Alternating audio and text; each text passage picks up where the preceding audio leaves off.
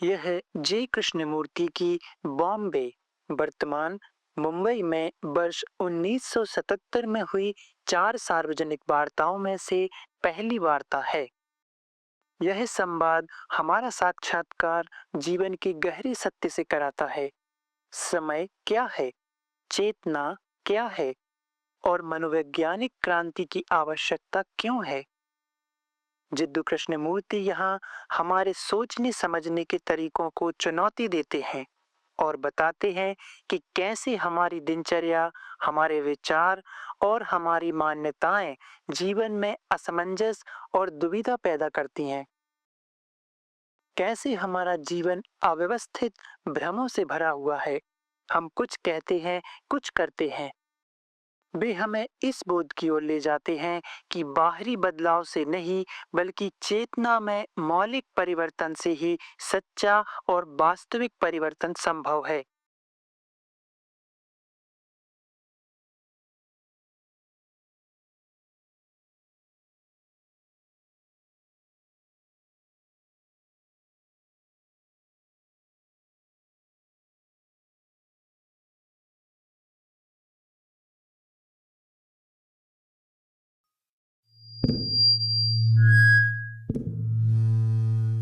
चूंकि हम केवल 4 वार्ताएं करने जा रहे हैं, मुझे डर है कि हम जिन विषयों पर बात करेंगे, उनके बारे में बहुत विस्तार से नहीं जा सकेंगे।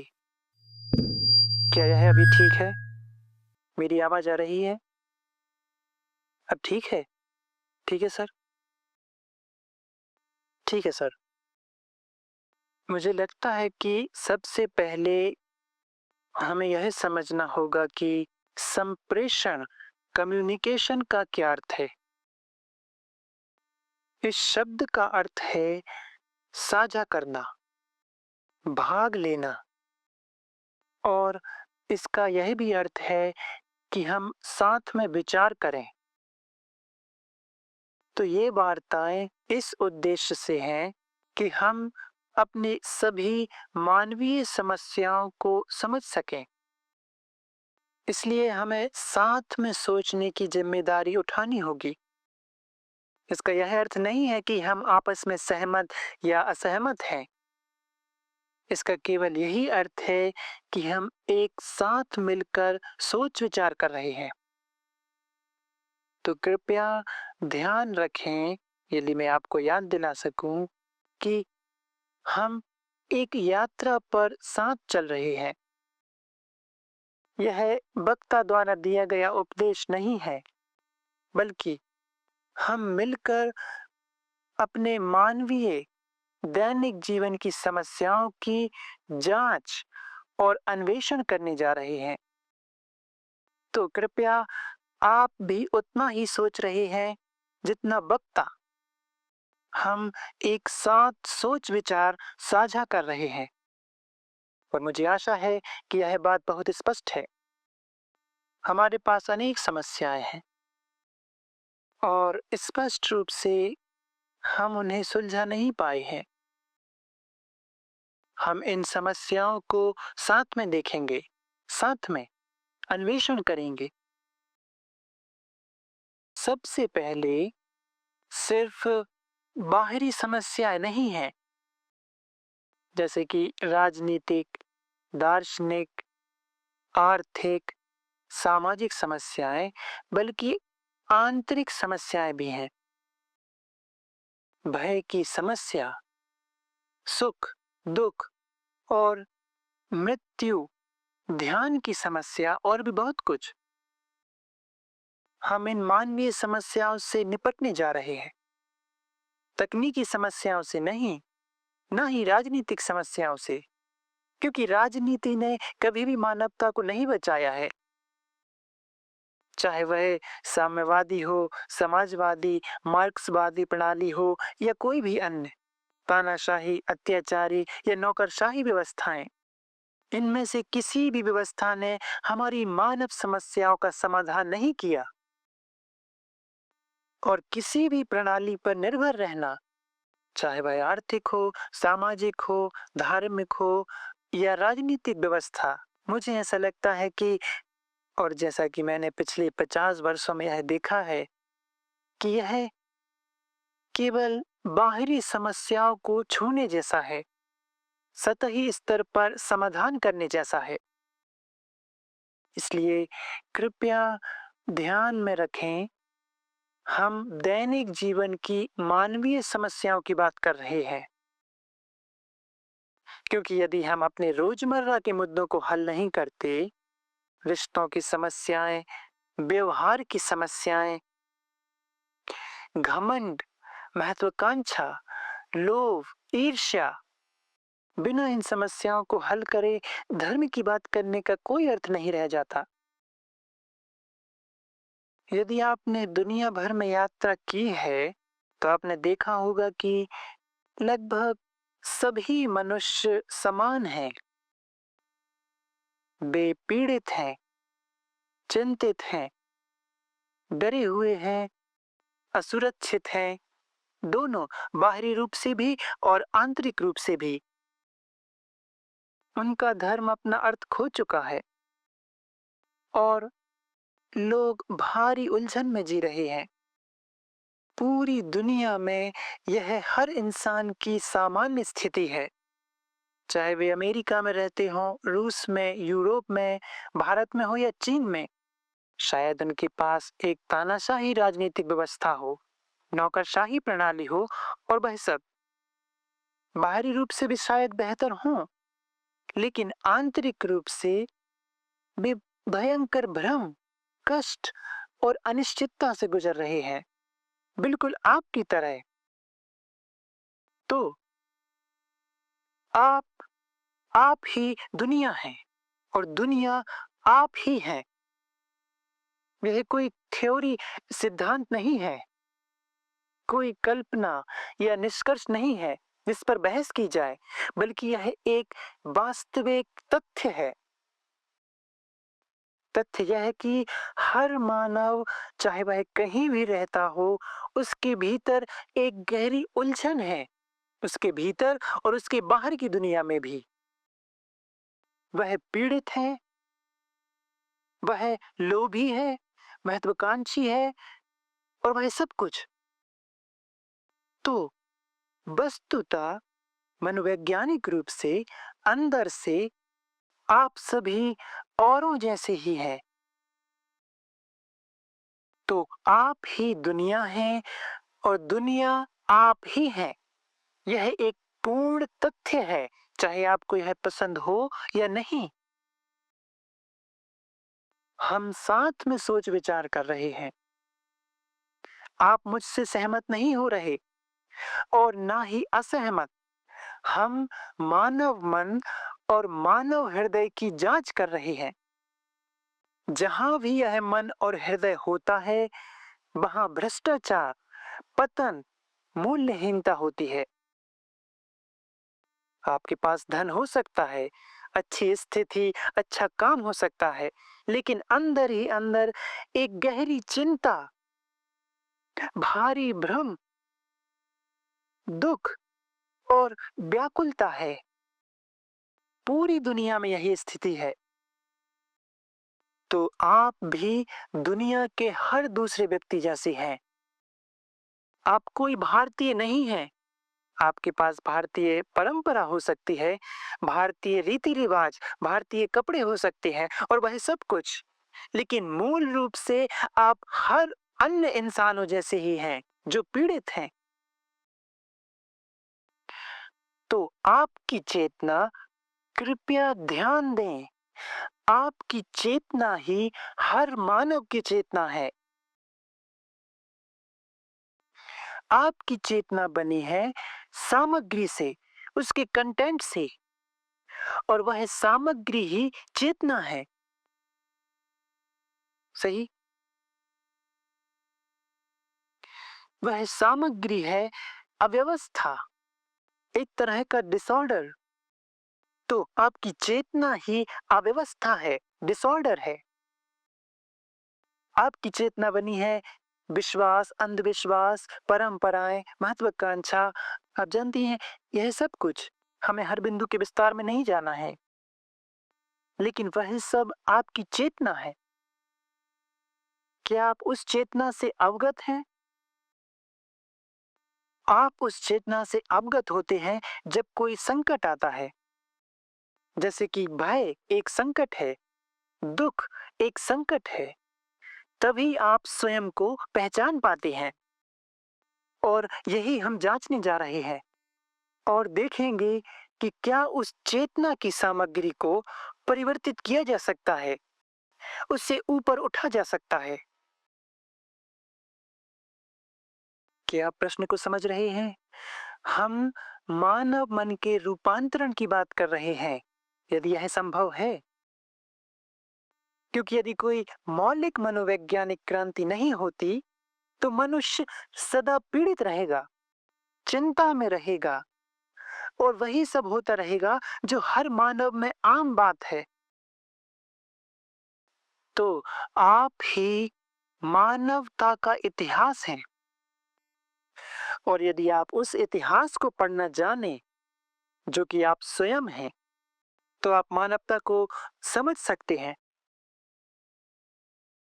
इसलिए हमारा सरोकार चेतना की विषय वस्तु, उसके कंटेंट, उसकी सामग्री के रूपांतरण से है। सामग्री ही चेतना का निर्माण करती है। बिना सामग्री के चेतना नहीं होती।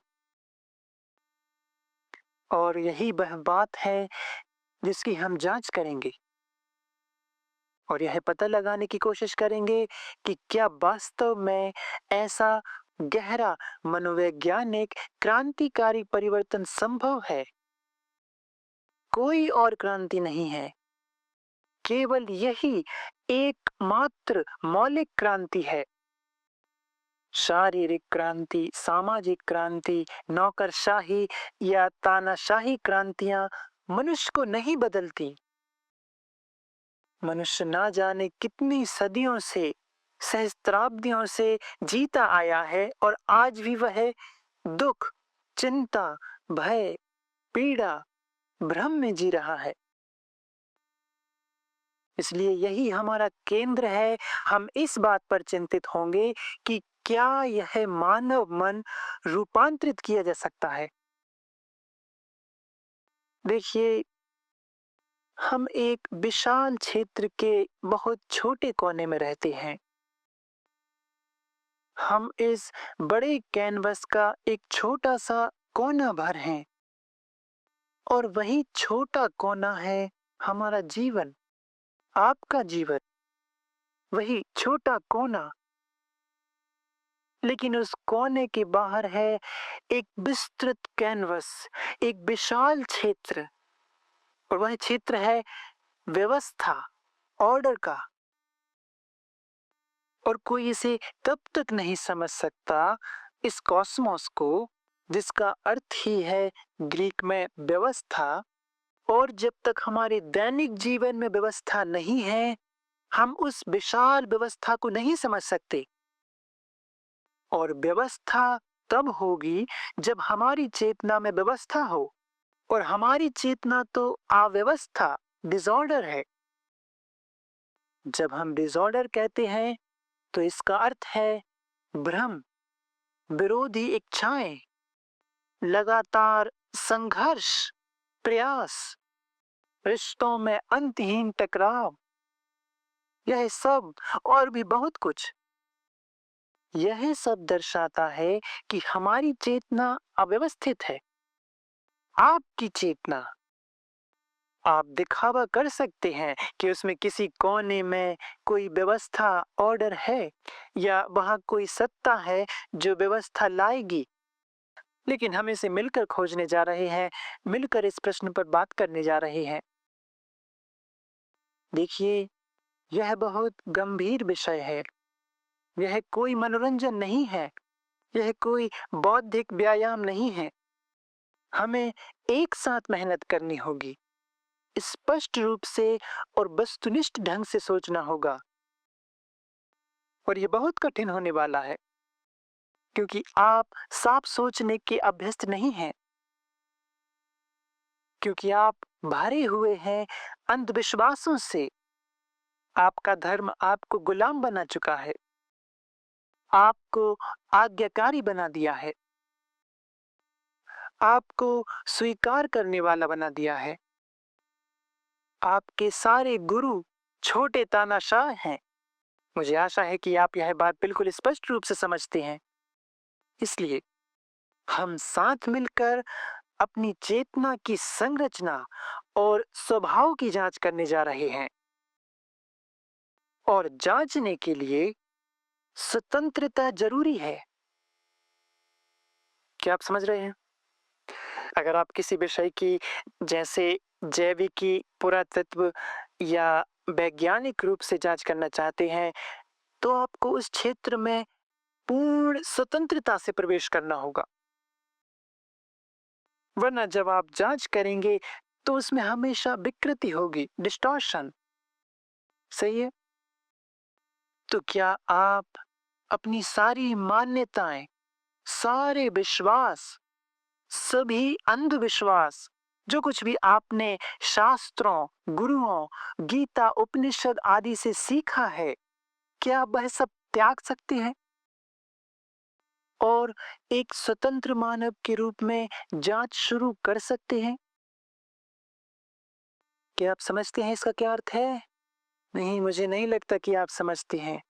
आप सिर हिला सकते हैं, लेकिन इसका अर्थ है एक बहुत ही गंभीर क्षेत्र में जांच करना, क्योंकि यह आपके दैनिक जीवन को प्रभावित करता है। और सिर्फ ब्रह्म या स्वर्ग जैसी बातों की चर्चा करना पूरी तरह निरर्थक है और कुछ हद तक मूर्खता भी। तो यह कॉन्शियसनेस, यह चेतना बनी किससे है?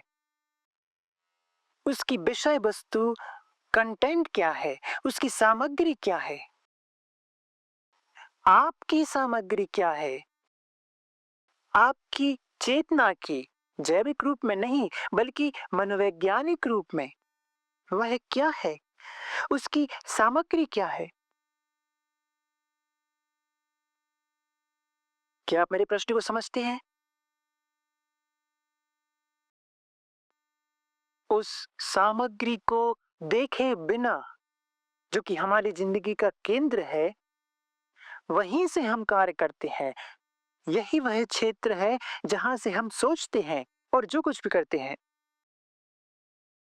जब तक आप इस क्षेत्र को पूरी तरह नहीं समझते, तब तक आप कभी यह नहीं जान पाएंगे कि वास्तव में सही कार्य क्या है। इसलिए यह, कृपया, यह बहुत महत्वपूर्ण है।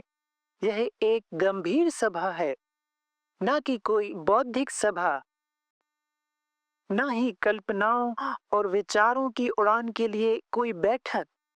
हम मिलकर आपकी चेतना की विषय वस्तु, उसकी सामग्री को जांचने के लिए यहाँ हैं। और आपकी चेतना की सामग्री हर मानव की चेतना की सामग्री है। इसलिए आप ही दुनिया है और दुनिया आप हैं। आप कोई व्यक्ति, इंडिविजुअल नहीं है। आपके पास बैंक खाता हो सकता है, आपका अपना नाम, रूप, एक शरीर, लेकिन मूलतः आप वैसे ही हैं जैसे एक अमेरिकी जो पीड़ित है, डरा हुआ है, अनिश्चित है, सुख की तलाश करता है और मृत्यु के पूर्ण प्रभाव को नकारता है। ये सब आप हैं। आप हर अन्य इंसान जैसे ही हैं, मूल रूप से। इसलिए आप व्यक्ति, इंडिविजुअल नहीं है। इंडिविजुअल का अर्थ है इंडिविजिबल, एक ऐसा मनुष्य जो खंडित नहीं है। पर आप हैं टुकड़ों में बटे हुए। सही? मुझे आशा है कि आप यह सब समझ रहे हैं। इसे खारिज मत करिए। यह मत कहिए कि आप क्या बकवास कर रहे हैं। हम तो इंडिविजुअल हैं, अलग व्यक्ति हैं। जांच कीजिए, देखिए इसे। किसी की बात को, यहाँ तक कि वक्ता की बात को भी बिना जांचे स्वीकार न करें, क्योंकि यहाँ कोई सत्ता, अथॉरिटी नहीं है। आप समझ रहे हैं? आपके पास राजनीतिक सत्ता है, आपके पास धार्मिक सत्ता है, गुरुओं की सत्ता, शास्त्रों की सत्ता। और जब तक आपके पास ये सब रहेंगे, आप गुलाम बने रहेंगे, जो कि आप अभी हैं। आप समझ रहे हैं? और स्वतंत्र होने से डरते रहेंगे। तो हम साथ में चल रहे हैं। आपकी चेतना की विषय वस्तु सामग्री की जांच करने, जो कि मानवता की चेतना की सामग्री है। मुझे नहीं पता कि क्या आपने यह देखा है कि इस समय दुनिया में दो प्रमुख प्रवृत्तियां चल रही हैं। इस दुनिया में मार्क्सवाद एक और, तथा दूसरी ओर विश्लेषण, एनालिसिस एक और है। मार्क्सवाद और इसके सभी प्रकार, साम्यवाद, समाजवाद, तानाशाही, यह सब कुछ पूरी दुनिया में चल रहा है। और दूसरी ओर है विश्लेषण, एनालिसिस, कंप्यूटर और संपूर्ण मनोवैज्ञानिक अध्ययन, जो कि विश्लेषण पर आधारित है। पूरी दुनिया में या तो मार्क्सवाद या विश्लेषण। तो आप इस वर्तमान दुनिया में सक्रिय दो मूल प्रवृत्तियों के बीच फंसे हुए हैं। ये दोनों सिद्धांत प्रेम को पूरी तरह नकारते हैं। समझ रहे हैं आप? मार्क्सवाद अपनी सभी विविधताओं और प्रकारों सहित भौतिकवाद, मटेरियलिज्म पर आधारित है।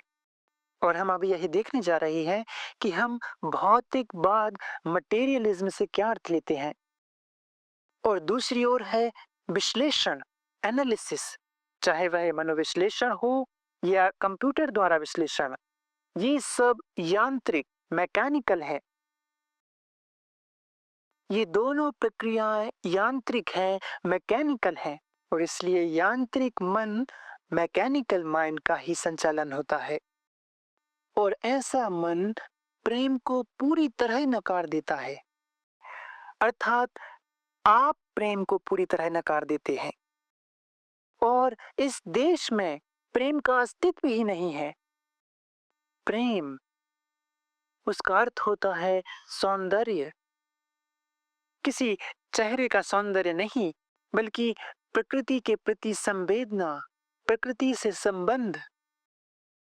प्रेम का अर्थ होता है करुणा, कंपैशन। जहां महत्वाकांक्षा है, वहां प्रेम नहीं हो सकता। जहां प्रतिस्पर्धा है, वहां प्रेम नहीं हो सकता। जहां सत्ता, अथॉरिटी है, वहां भी प्रेम नहीं हो सकता। इसलिए जब वक्ता कहता है इस देश में, तो कृपया तुलना मत कीजिए कि क्या प्रेम यूरोप या अमेरिका में है।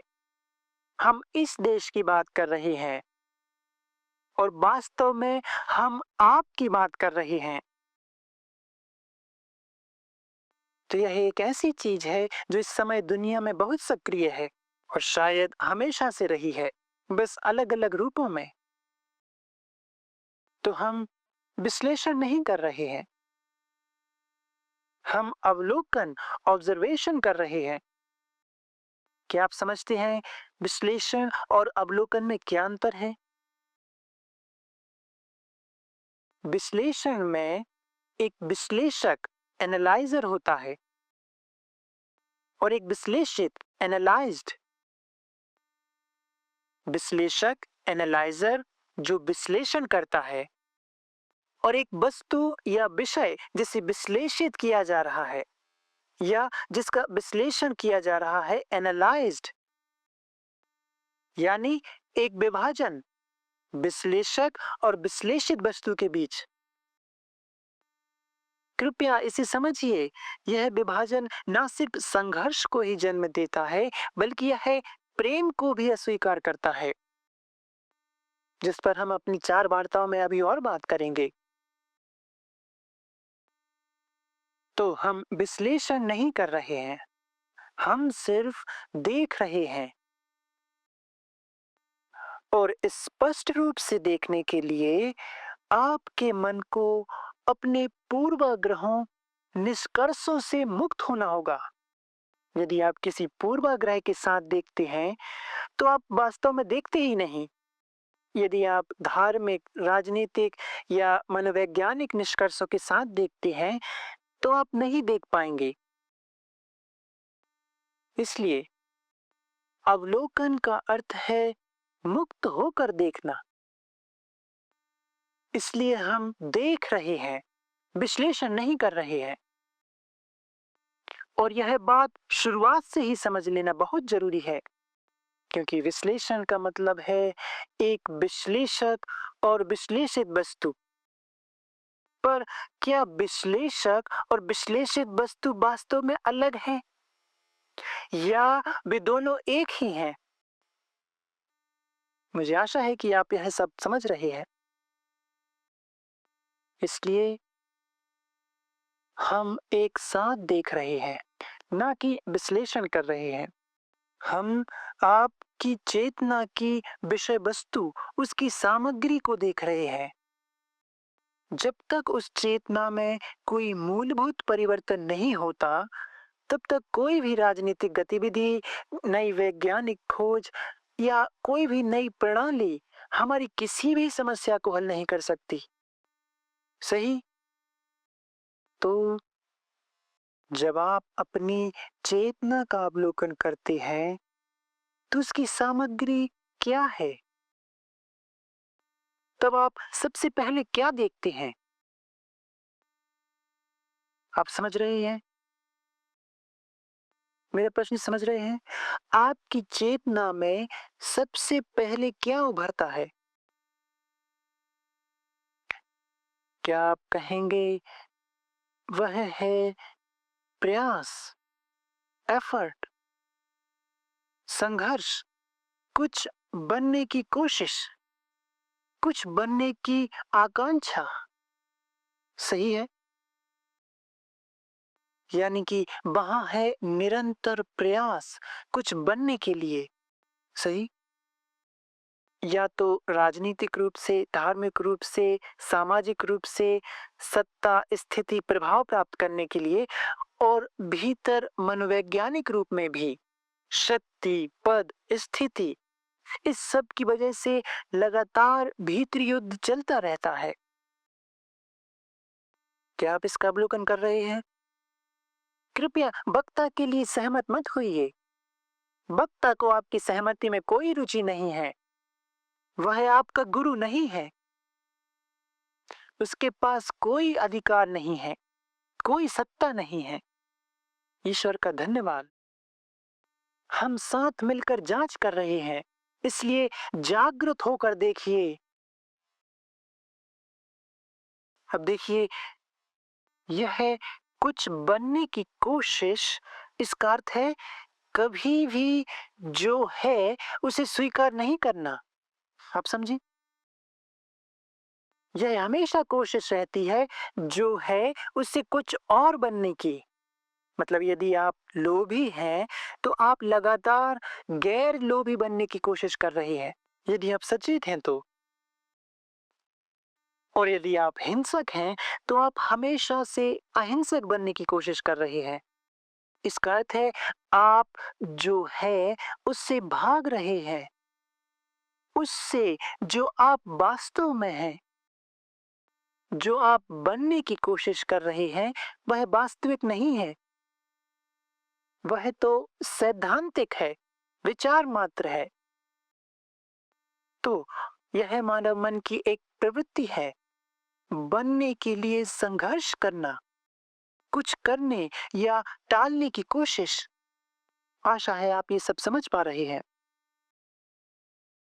और साथ ही आपकी चेतना में एक और महत्वपूर्ण बात है।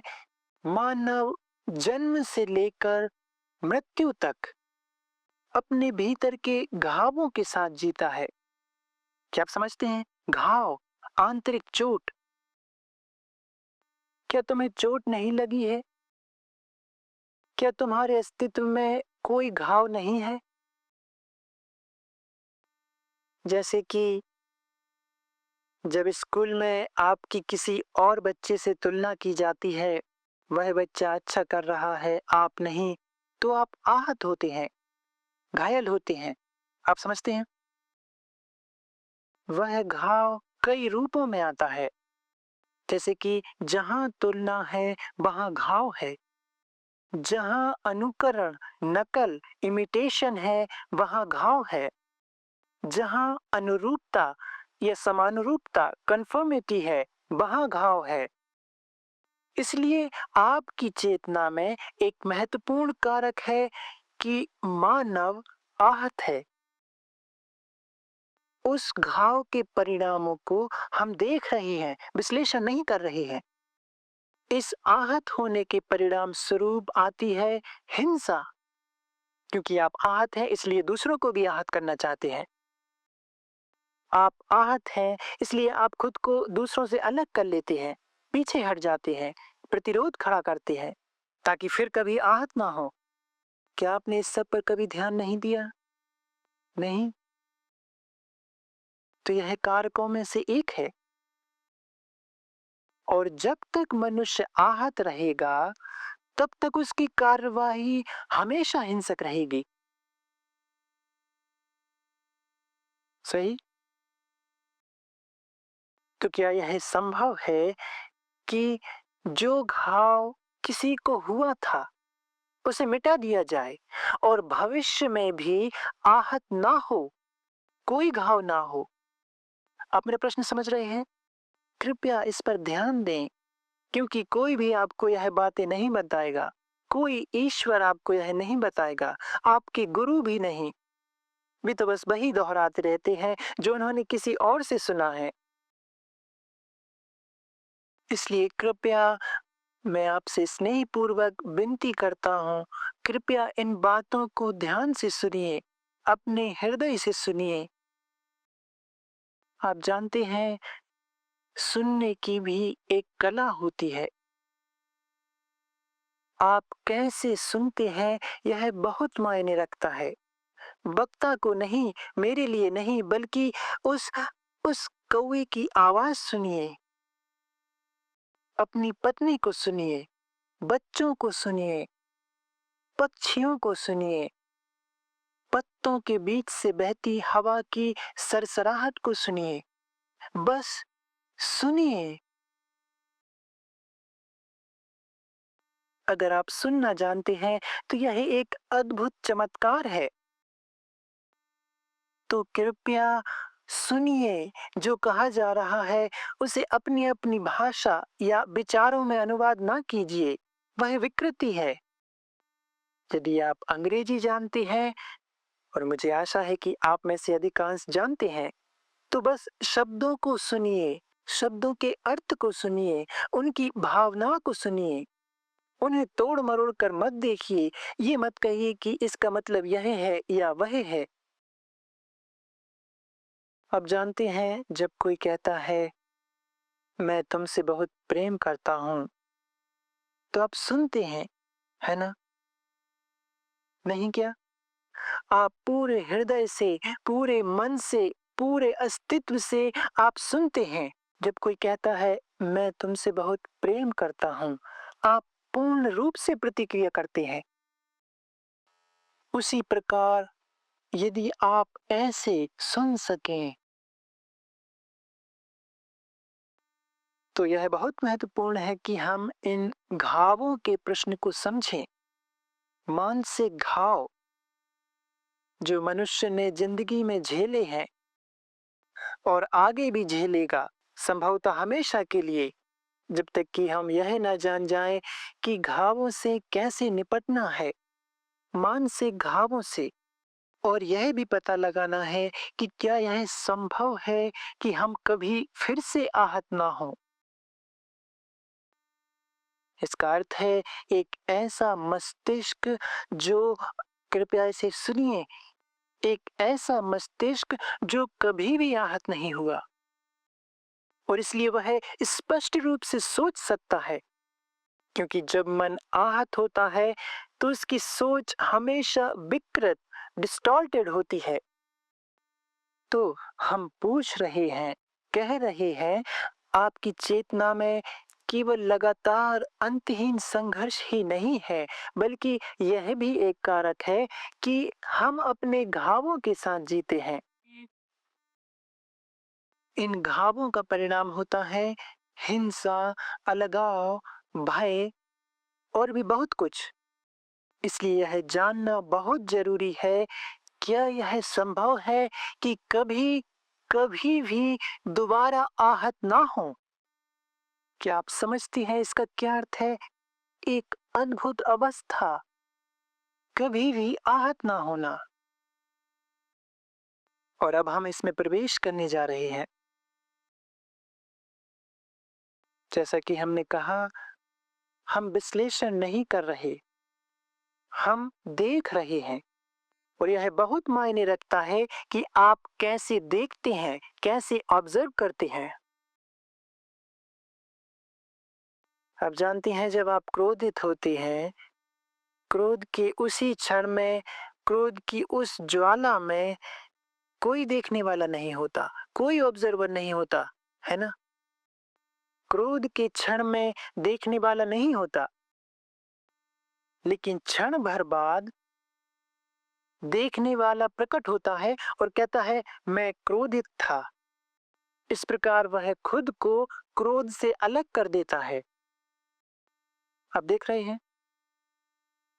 लेकिन वह देखने वाला ही क्रोध है।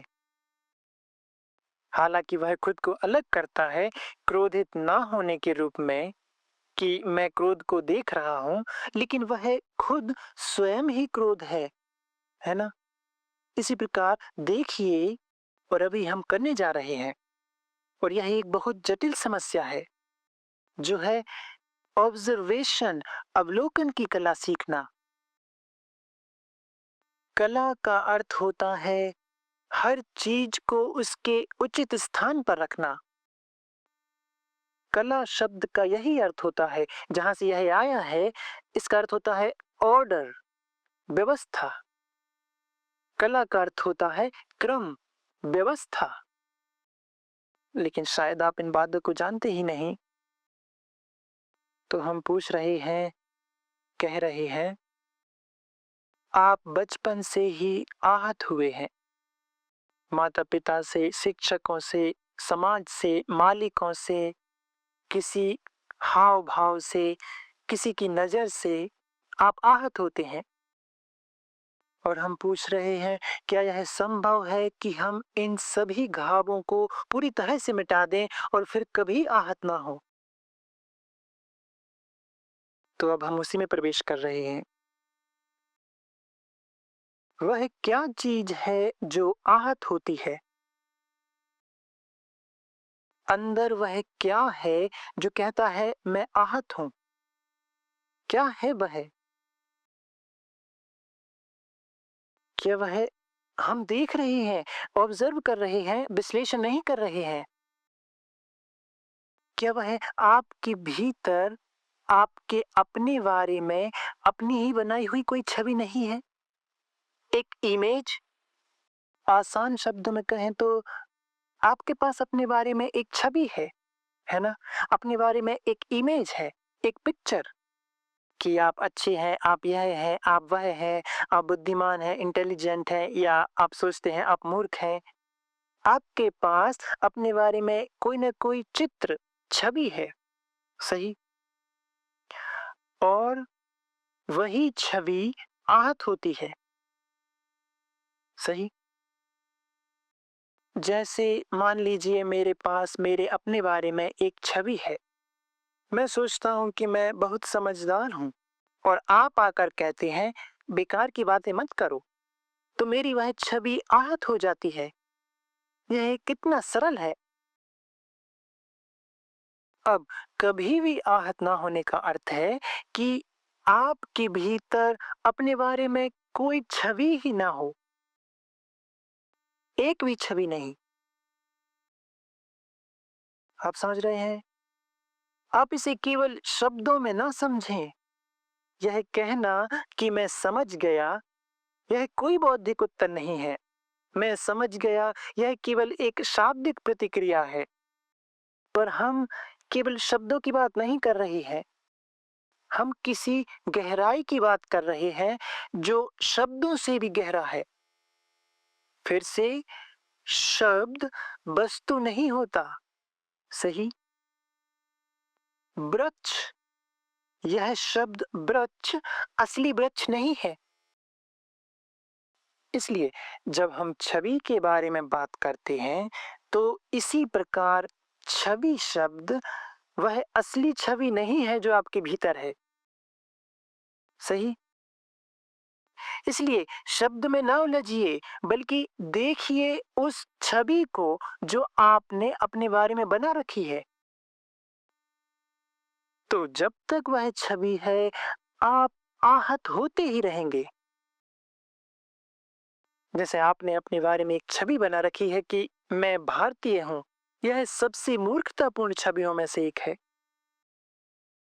क्योंकि क्योंकि माफ कीजिए, लेकिन क्या हमें इन मूर्खतापूर्ण बातों में जाना होगा?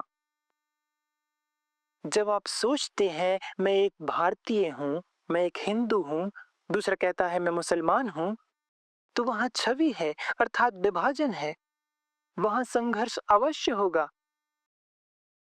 अरब और यहूदी, कम्युनिस्ट और पूंजीवादी, आप समझ रहे हैं, हिंदू और मुस्लिम, सभी छवियां हैं, आप समझ रहे हैं? अब जब आप अपने आप को एक हिंदू कहते हैं, तो यह एक छवि है ना? और और वह छवि आपके जीवन में बहुत महत्व रखती है, और आप उन छवियों के लिए मरने को भी तैयार हैं, मारने को भी तैयार हैं, सही?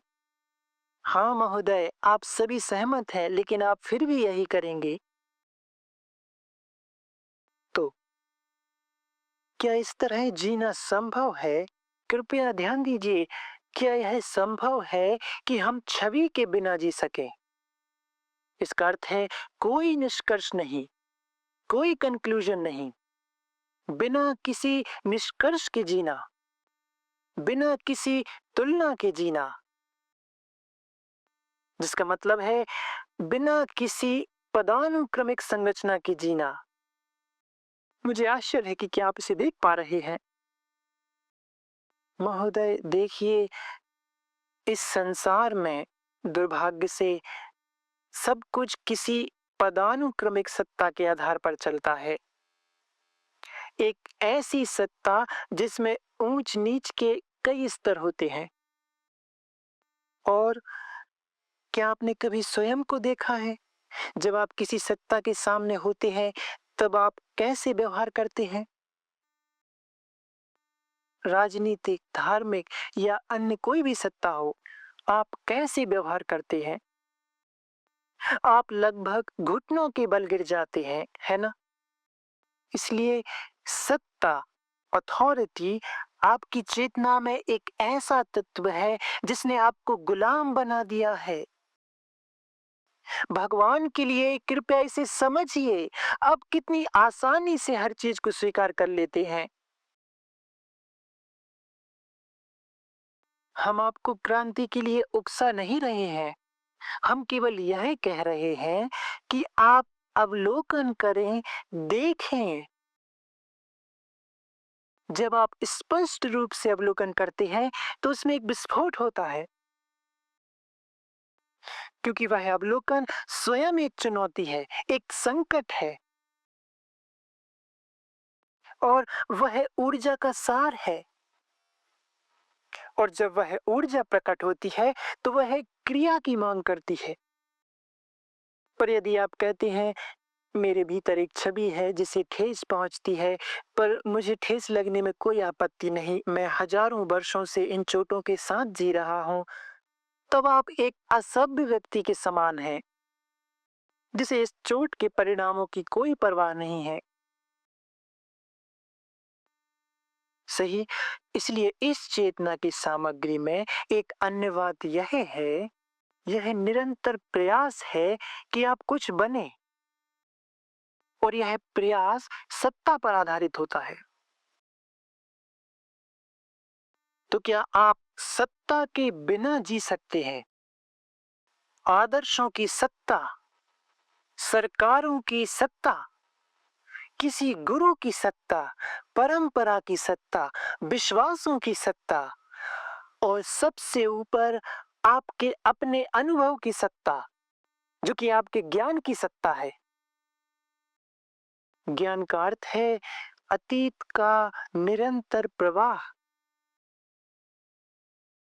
क्या आप समझते हैं सर? दुनिया में कुछ प्रोफेसर, वैज्ञानिक और विशेषज्ञ कह रहे हैं पश्चिमी दुनिया में कि मनुष्य की उन्नति ज्ञान पर आधारित है, नॉलेज पर, कि मनुष्य को ज्ञान होना ही चाहिए, अन्यथा वह ऊपर नहीं उठ सकता। आप समझ रहे हैं? अब प्रश्न है, ज्ञान क्या है? नॉलेज क्या है?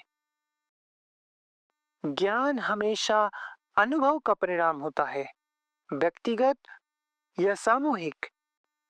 यह यह मानव प्रयास का, अनुभव का संचय है। यही ज्ञान है और यह सदा अतीत होता है। ज्ञान कभी भविष्य का नहीं होता, ज्ञान सदा अतीत होता है।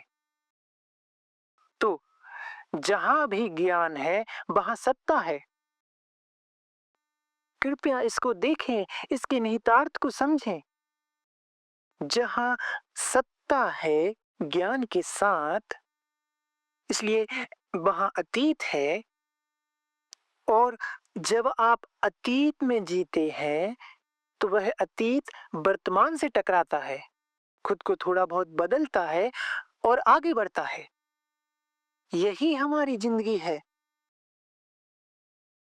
आपने कुछ अनुभव किया, कुछ जाना, कुछ सीखा, कुछ याद रखा, वह सब कुछ वर्तमान से मिलता है, थोड़ा बहुत रूपांतरित होता है और फिर चलता जाता है।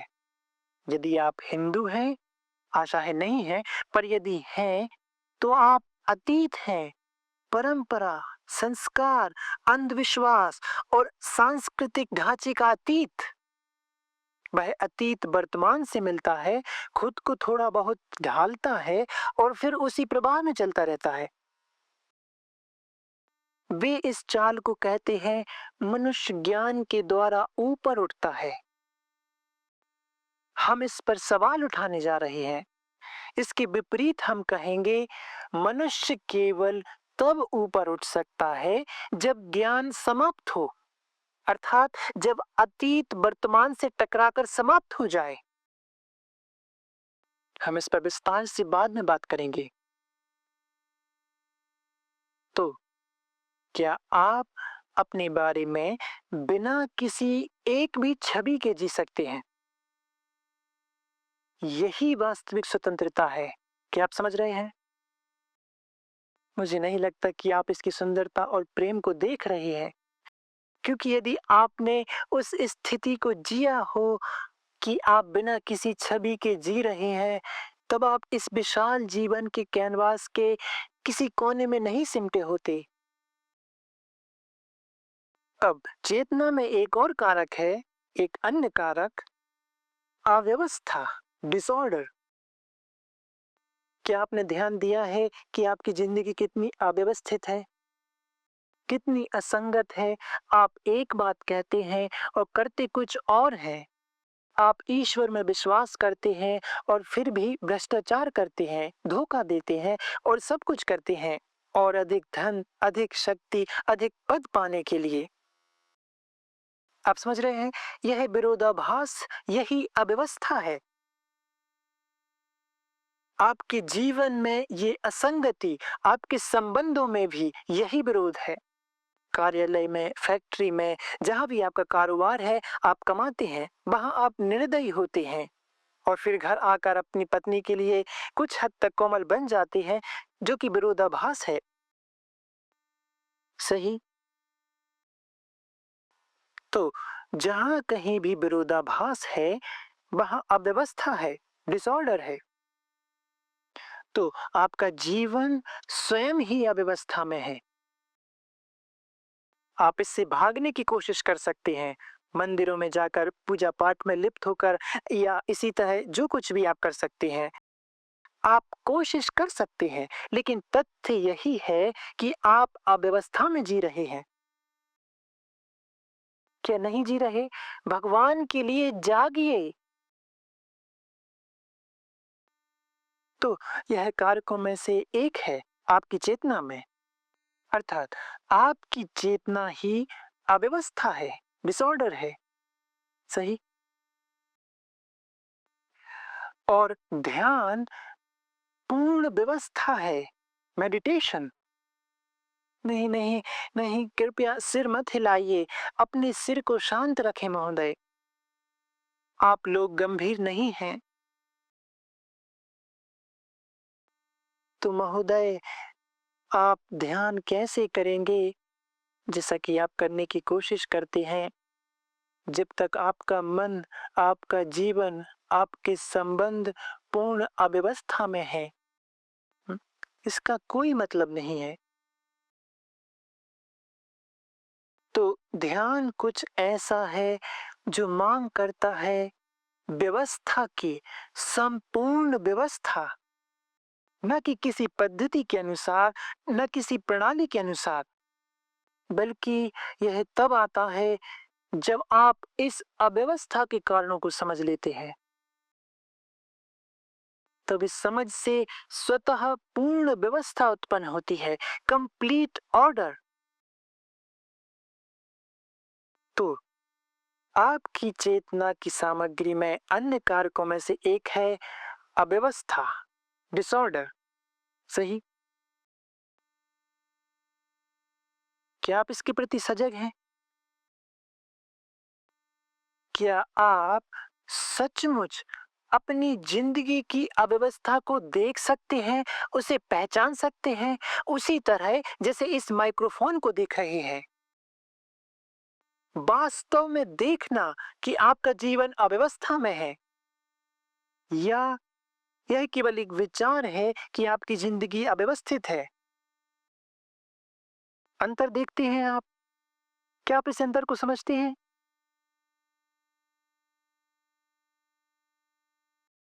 मैं कह सकता हूं तुम्हारी जिंदगी अव्यवस्थित है, और आप कहते हैं हाँ, तो यह एक विचार है। पर क्या आप स्वयं उस अव्यवस्था की वास्तविकता को देखते हैं? समझ रहे हैं? भूख लगने की वास्तविकता और कोई आपसे कह रहा है कि तुम्हें भूख लगी है, इन दोनों में फर्क है। एक वास्तविक और दूसरी आरोपित। तो क्या आप अपने जीवन की अव्यवस्था को उसकी वास्तविकता में देख सकते हैं? भगवान के लिए आप कितने अव्यवस्थित हैं? आप जानते हैं, प्रकृति व्यवस्था में है। जब एक बाघ भोजन के लिए किसी चीज को मारता है, यह व्यवस्थित है, ये प्राकृतिक है। लेकिन हम एक दूसरे को मारते हैं, मिटाते हैं, एक दूसरे को भ्रष्ट करते हैं, और इसी तरह हमारा जीवन अव्यवस्थित है। क्या आप इसके प्रति सजग हैं? या आप कहते हैं हाँ, मैं सजग हूं, लेकिन मुझ में एक हिस्सा है जो पूरी तरह व्यवस्थित है, जो कि ईश्वर है, अनंत है, या आत्मा है, या फिर इसी तरह का कुछ बनाया हुआ, जो भी है। पर क्या आप पूरी तरह सजग हैं कि आपका जीवन अव्यवस्थित है? क्या आपको एहसास है कि यदि आप सजग हैं तो यह एक जबरदस्त झटका है? क्या आप समझते हैं? समझते हैं इसका क्या अर्थ है? यह झटका असाधारण होता है। यह जानना कि आप पूर्ण अव्यवस्था में जी रहे हैं, और यदि अव्यवस्था है तो प्रेम कैसे संभव है? तो चेतना का एक और तत्व है अव्यवस्था। अब क्या अब कृपया सुनिए, क्या व्यवस्था, ऑर्डर अव्यवस्था से निकल सकती है, या केवल जब अव्यवस्था समाप्त होती है तभी व्यवस्था उत्पन्न होती है? अंतर देखिए। हम जो करते हैं वह यह है, हम चाहते हैं कि अव्यवस्था से व्यवस्था लाई जाए, और वह व्यवस्था जो अव्यवस्था से उत्पन्न होगी, वह फिर भी अव्यवस्था ही होगी। क्या आप समझ रहे हैं? क्या हम एक दूसरे से संवाद कर रहे हैं? अर्थात क्या हम इसे मिलकर देख रहे हैं, सोच रहे हैं? या मैं अकेला ही अपने आप से बोल रहा हूँ और आप बस सुन रहे हैं? इसलिए मैं आपसे पूछ रहा हूँ, क्या आप स्वयं यह देख रहे हैं कि आपका जीवन अव्यवस्थित है? या कोई कहता है कि तुम्हारा जीवन अव्यवस्थित है और आप कहते हैं, हाँ, मेरा जीवन अव्यवस्थित है। इन दोनों में अंतर है। एक है प्रत्यक्ष दृष्टि, डायरेक्ट परसेप्शन। दूसरा है किसी वर्णन को स्वीकार करना, एक विचार को स्वीकार करना, मानना, जो वास्तविक नहीं है। जब आप प्रत्यक्ष रूप से देखते हैं कि आपका जीवन अव्यवस्थित है, तभी आप शुरुआत कर सकते हैं। तो प्रश्न है, अव्यवस्था के मूल कारण, कारक क्या हैं? क्या आप मेरा प्रश्न समझ रहे हैं? हम आपसे पूछ रहे हैं, अव्यवस्था की जड़ क्या है? इस डिसऑर्डर की जड़ क्या है? क्या मैं इसमें जाऊं? या आप थक चुके हैं? आपका दिन बहुत लंबा रहा है ना? क्या हम साथ में सोच रहे हैं? या आप केवल कुछ सुखद शब्द सुनकर आगे बढ़ जाना चाहते हैं? ठीक है, मैं इसमें जाता हूँ। अव्यवस्था के कारकों में से एक कारक है समय। समय का अर्थ है गति। समय से तात्पर्य है दूरी, यहां से वहां तक। समय का अर्थ है परिवर्तन, जो है से जो होना चाहिए की ओर। कृपया ये सब पूरा समझें। देखिए सर, मैं आपको अपना हृदय दे रहा हूँ। भगवान के लिए कृपया इसे गंभीरता से सुनिए। समय का अर्थ है दूरी, समय का अर्थ है गति, समय का अर्थ है जो है से जो होना चाहिए में परिवर्तन। और समय की यही प्रवृत्ति अव्यवस्था का सार है। देखिए, इसे देखिए, इसका निरीक्षण कीजिए कि आप जो है उसे जो होना चाहिए में बदलना चाहते हैं। आप जो हैं, अगर आप हिंसक हैं और आप इसे अहिंसा में बदलना चाहते हैं, तो उसमें समय लगता है। यही समय के बारे में आपका विचार है। आप कहते हैं, मुझे कुछ सप्ताह या कुछ वर्ष दीजिए, इस बीच मैं अपनी हिंसा को नियंत्रित कर लूंगा और अहिंसक बन जाऊंगा। यह वही चाल है, वही ट्रिक है जो आपने वर्षों से इस देश में अपनाई है।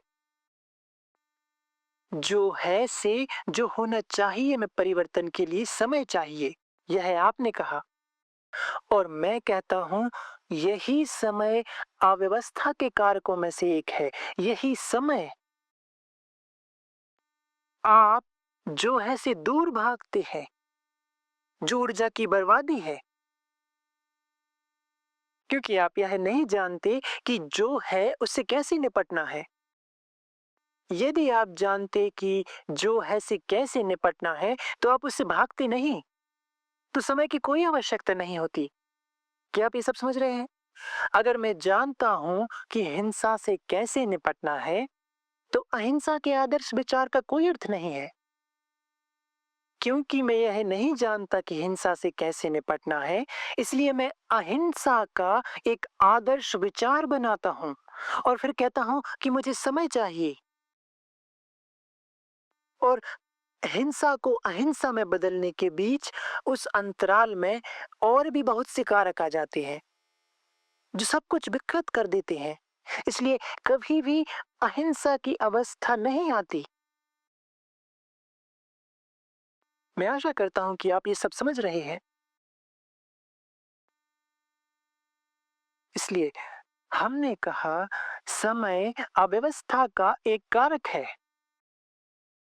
यदि आप जानते हैं कि जो है अर्थात अव्यवस्था, उससे कैसे निपटना है, तो समय की कोई आवश्यकता नहीं। मुझे आश्चर्य है कि आप इसे देख पा रहे हैं। क्योंकि मैं नहीं जानता कि अव्यवस्था के साथ क्या करूं, मैं कहता हूं कृपया मुझे बताइए और मैं आपको बताऊंगा। यदि मैं काफी मूर्ख हूं और आप कहेंगे ठीक है, मैं इसका अनुसरण करूंगा, इसे मानूंगा। लेकिन जब आप उसका अनुसरण करते हैं तो उस बीच और भी कई कारक प्रवेश कर जाते हैं उस अंतराल में, और आप कभी भी हिंसा को समाप्त नहीं करते। सही है? तो हम पूछ रहे हैं, आपके जीवन में जो अव्यवस्था है, क्या आप उसके प्रति सचेत हैं? यह नहीं कि कोई कहे तुम्हारा जीवन अव्यवस्थित है, बल्कि आप स्वयं उसे देख रहे हैं। और जब आप सचेत होते हैं तो उसमें कोई चयन या चुनाव नहीं होता। आप वास्तव में बिना चयन के देख रहे हैं कि अव्यवस्था क्या है, और आपकी कंडीशनिंग संस्कारिता कहती है इसे बदलो, कुछ करो। आप समझ रहे हैं? अर्थात अव्यवस्था को व्यवस्था में बदलो, जो समय की मांग करता है। परंतु वक्ता कहता है यह समय स्वयं अपने आप में अव्यवस्था की ही एक प्रकार की गति है। समय अव्यवस्था की गति है। तो क्या आप अव्यवस्था डिसऑर्डर को समाप्त कर सकते हैं, उसका अंत कर सकते हैं? न कि भविष्य में कभी, बल्कि अभी, इसी क्षण। समझ रहे हैं आप इस प्रश्न को? कृपया इस प्रश्न को समझिए। सचमुच इसमें जाने के लिए यह बहुत गहरा और महत्वपूर्ण प्रश्न है, जो है हम मनोवैज्ञानिक रूप से इस प्रकार ढले हुए हैं कि समय को परिवर्तन का माध्यम मानते हैं। मनोवैज्ञानिक परिवर्तन, यह हमारी कंडीशनिंग है, संस्कारिता है। हम कहते हैं अगले जन्म में या इस जन्म में मुझे कुछ समय दो, मैं बदल जाऊंगा। वक्ता कहता है कि समय की यही गति अव्यवस्था की, डिसऑर्डर की निरंतरता है। क्या आप इसे देख पा रहे हैं? मैं खुद से कुछ खोज रहा हूं। वह है जो है कि निरंतरता ही अव्यवस्था है और वही समय है। तो क्या आप जो है को बिना समय के विचार के देख सकते हैं? अर्थात जो है बिना उसे बदलने की इच्छा के। मुझे आश्चर्य है कि आप समझ रहे हैं सर? जो है उसे देखना बिना किसी गति या बदलने के प्रयास के। जब आप जो है को देखते हैं बिना बदलने की इच्छा के, तो आपके पास वह पूरी ऊर्जा होती है जो समय में खर्च होती थी। जो है को जो होना चाहिए में बदलने के प्रयास में, जो कि ऊर्जा की बर्बादी थी, वह रुक जाती है। और वह ऊर्जा अब समाप्त नहीं होती, वह यही है। अर्थात अब आपके पास ऊर्जा है। अब आप उस ऊर्जा से जो है का सामना कर सकते हैं बिना समय के, जिसका अर्थ है जो है को बदलने की इच्छा के बिना देखना। और जो है का अवलोकन करना बिना उसे बदलने की इच्छा के। इसका मतलब है आपने पा लिया यह ऊर्जा जिससे आपने जो है का सामना किया। तो वहां कोई समय अंतराल नहीं है, और इसलिए जो है में एक मौलिक परिवर्तन आता है। यह है कि मैं देखता हूँ, मैं अवलोकन करता हूँ, मैं अपने भीतर अव्यवस्था को देखता हूँ। मेरा जीवन अव्यवस्था है। लोभ, ईर्ष्या और बाकी सब कुछ। मुझे उसे विस्तार में कहने की आवश्यकता नहीं है। और मेरी परंपरा, मेरी आदत, मेरा संस्कार कहता है, हाँ, मुझे समय दो। परंतु समय लेने का अर्थ है अव्यवस्था की निरंतरता। अव्यवस्था में बदलाव नहीं, बल्कि उसकी निरंतरता। अगर मैं इसे बहुत स्पष्ट रूप से देखता हूँ, ना कि किसी सिद्धांत के रूप में या किसी विचार के रूप में, बल्कि वास्तव में, तो फिर मैं समय के बारे में बिल्कुल भी चिंतित नहीं हूं। इसलिए मेरे पास वह ऊर्जा है जो पहले समय में व्यर्थ होती थी। अब वह ऊर्जा पूरी तरह से जो है पर केंद्रित हो गई है। जो है। इसलिए जब आप पूरी तरह से जो है को देखते हैं, तो उसमें एक मौलिक परिवर्तन होता है। क्या आप इसे समझ रहे हैं? कृपया ऐसा करें। मुझसे सहमत ना हो, समय को बीच में ना आने दें। तो आपने कुछ सीखा। सीखा कि समय एक विनाशकारी कारक है। भाषा सीखने के लिए समय आवश्यक है। तकनीक सीखने के लिए समय आवश्यक है। विभिन्न प्रकार की टेक्नोलॉजी हासिल करने के लिए समय आवश्यक है। परंतु मनोवैज्ञानिक रूप से समय ही सबसे बड़ा शैतान है। क्योंकि समय जो है कि निरंतरता की गति है। मैं चाहता हूं कि आप यह सब देखें। इसलिए जो व्यक्ति समय से मुक्त है, इस अर्थ में समय से मुक्त है कि वह वास्तव में जो है का सामना कर रहा है। और जब आप पूरी तरह से जो है से जुड़े होते हैं, तो सारी ऊर्जा केंद्रित हो जाती है और जो है में परिवर्तन होता है। क्या आप ये साधारण सी बात समझ गए? तो हम आज यहाँ रुकते हैं। कल हम फिर आगे बढ़ेंगे। तो हमने चेतना को देखा। जब तक चेतना में एक मौलिक परिवर्तन ना हो, जो हजारों वर्षों से चला आ रहा है, मौलिक। कृपया अपने जूते पहनिए, मैं इंतजार करूंगा।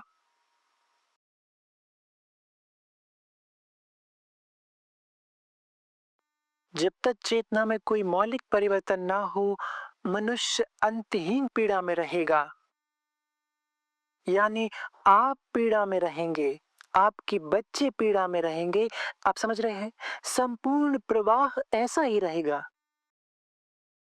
इसलिए यह बहुत महत्वपूर्ण है।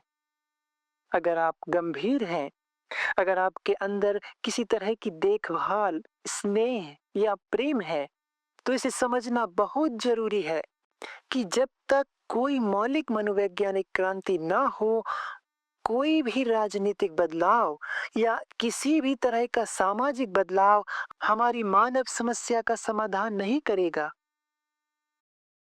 जब तक वह मनोवैज्ञानिक परिवर्तन नहीं होता, बाहर की कोई भी क्रिया पूरी तरह निरर्थक है, अर्थहीन है।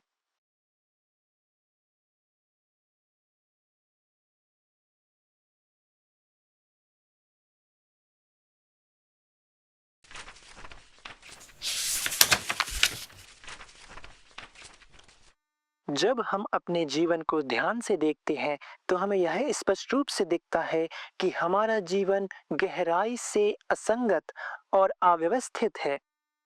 हम कहते हैं एक बात, लेकिन करते कुछ और हैं। हमारी सोच, हमारे व्यवहार और हमारे रिश्ते अक्सर विरोधाभासी होते हैं। उदाहरण के लिए, हम ईश्वर में विश्वास करते हैं, लेकिन फिर भी भ्रष्टाचार करते हैं, धोखा देते हैं और सत्ता, धन या पद के लिए छल कपट करते हैं। यह हमारे भीतर और बाहर के जीवन में लगातार चलने वाली द्वैतता और अव्यवस्था को दर्शाता है। यह अव्यवस्था केवल हमारे बाहरी जीवन तक सीमित नहीं है, यह हमारे मन, हमारे विचारों और हमारी भावनाओं में भी व्याप्त है। हम खुद को नियंत्रित करने में असमर्थ हैं, अपने क्रोध, लालच या भय से मुक्त नहीं हो पाते। हम अपनी आदतों, परंपराओं और मान्यताओं के बंधन में जकड़े हुए हैं, जो हमारे विचारों को सीमित कर देती हैं। हम इस असंगति से बचने के लिए धार्मिक स्थलों, आध्यात्मिक उपायों या सामाजिक गतिविधियों का सहारा लेते हैं, लेकिन यह केवल सतही उपाय होते हैं। असल में हम उस अव्यवस्था का सामना करने से डरते हैं। हम बहाने बनाते हैं, खुद को यह समझाने की कोशिश करते हैं कि मेरी जिंदगी में अव्यवस्था है, लेकिन मैं बदलने की कोशिश कर रहा हूँ। जबकि सच तो यह है कि हम उस अव्यवस्था को गहराई से देखना ही नहीं चाहते। हमारा मन समय की धारणा के पीछे छिप जाता है। हमें लगता है कि समय के साथ सब कुछ ठीक हो जाएगा। हम कहते हैं, कुछ समय दो, मैं बदल जाऊंगा, या अगली जिंदगी में मैं बेहतर बनूंगा। लेकिन समय स्वयं अव्यवस्था का निरंतर प्रवाह है, जो बदलाव का बहाना बन जाता है, जबकि वास्तविक परिवर्तन कभी नहीं होता। यह अव्यवस्था केवल बाहरी स्तर पर नहीं है, बल्कि हमारे मानसिक और भावनात्मक स्तरों तक फैली हुई है। हम अपने भीतर की हिंसा और द्वेष से भागने के लिए अहिंसा या प्रेम का विचार बनाते हैं। लेकिन जब तक हम हिंसा की प्रकृति को समझकर उसका सामना नहीं करते, तब तक अहिंसा केवल एक खाली विचार बनी रहती है। इसलिए यह आवश्यक है कि हम इस अव्यवस्था को बिना किसी पूर्व धारणा, बिना किसी सुधार या बदलाव की इच्छा के, बिना समय को लाए बस देखें। जब हम बिना किसी विकल्प या इच्छा के जीवन की वास्तविकता को देखना शुरू करते हैं, तब एक गहरा परिवर्तन संभव हो पाता है। यह परिवर्तन किसी बाहरी प्रक्रिया या राजनीतिक क्रांति से नहीं, बल्कि चेतना के भीतर की गहन जागरूकता से आता है।